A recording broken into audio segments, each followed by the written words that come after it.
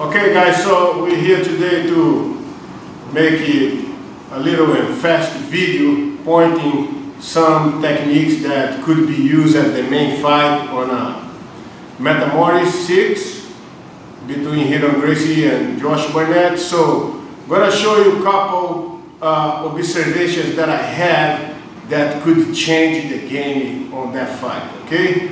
First thing was here from the guard, all right? So my advice for you guys is that you never have your guard close high in a big guy like this. It's very, very hard to catch an armbar on them, and it's very hard to catch a triangle choke too, as they know Jiu-jitsu, you know what I mean? If he's a guy that doesn't know anything, that's a different story. So a big guy like that knows Jiu-jitsu, it's very difficult to put submissions like that on him. So you need to use a strategy, all right? So we're gonna go through that. But first, the technique on the guard here, there will be the technique I will opt for.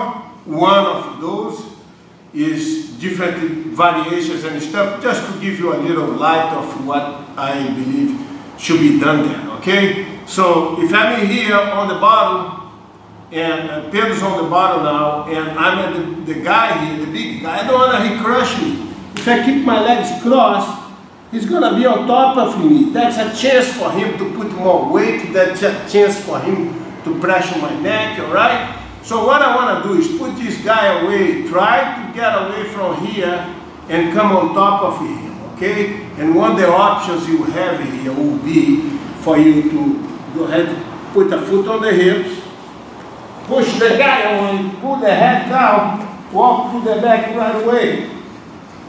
Okay? So once you control the head and you pull down, you really take the balance of your opponent down and get out from the bottom position. It's most likely going to be on the bottom if you're fighting against a guy that's way heavier than you. All right? And it must be if he's a good takedown guy. So you gotta have a strategy no matter what.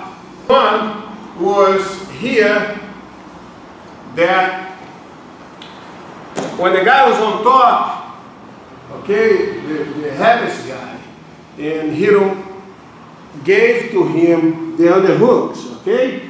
He can't do anything here. There's no submissions, nothing going on here right now, but he can also have a good control. Okay, so, and I lose the opportunity to get out of here. So it's important for you to don't let this underhook come in. You always go under, and that creates a different situation here. All right? It's much more likely that you can put it back into the guard or come on a top position. So this is one. The other one was when the submission happened. So, north-south position, okay? And you are working with someone that working footlocks and working knee bars and a big guy, right? That knows Jiu-jitsu. Let's put it that way. Okay, so if I'm here on the bottom and a big guy is on top of you, if you bring your legs without any protection, all right? So let's say bring the legs, like he don't did, cross the legs there. I'm giving him opportunity to do this. I'm giving him for free now, okay? He just move, pop the legs, boom, go for it. So bringing the legs up is a mistake. As we know, there is a toe hold, there is a knee bar, effective submissions for submission-only fights, and it can happen if you bring your leg up like that. So you gotta pay attention. That's when coming the thing I told you guys on the beginning of the video. You need to have a strategy with a guy like that. A big guy on top of you, you need to put a bait for him. He needs to think he can have something on you.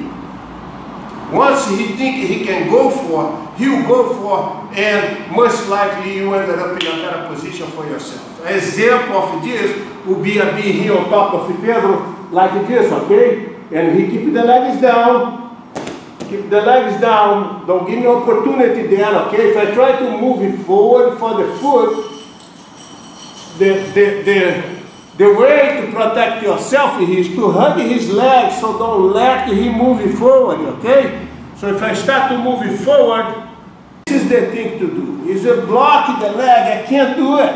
And many times you can even reverse the game from here. If he jumps and go too thirsty towards your foot, all right? So he come in here, try to get the foot, you know, man, lock, ended up on the bottom.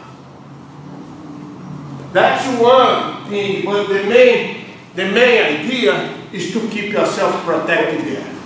Second thing will be an example of a strategy, all right? That is 100 of ways for you to do this. If you're confident, you can give the arm. If you're confident, you can give the mount. Many different ways.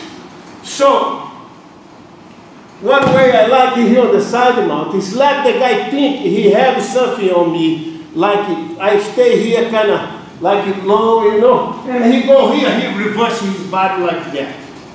A lot of times that's what happens.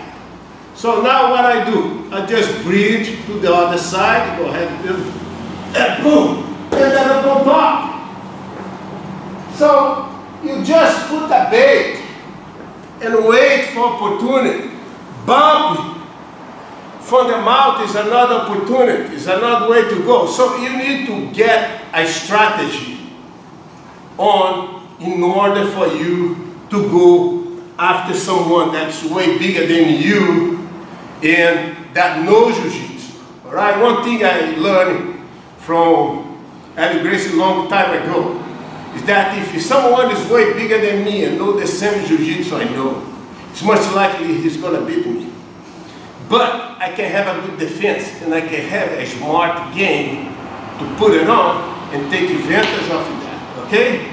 So this is the idea I have about the fight, and Ryron is a part of the same team we cheer for, so we wanted him to win, and unfortunately it didn't happen, but we just giving a little advice and opinion about this match. All right, thank you.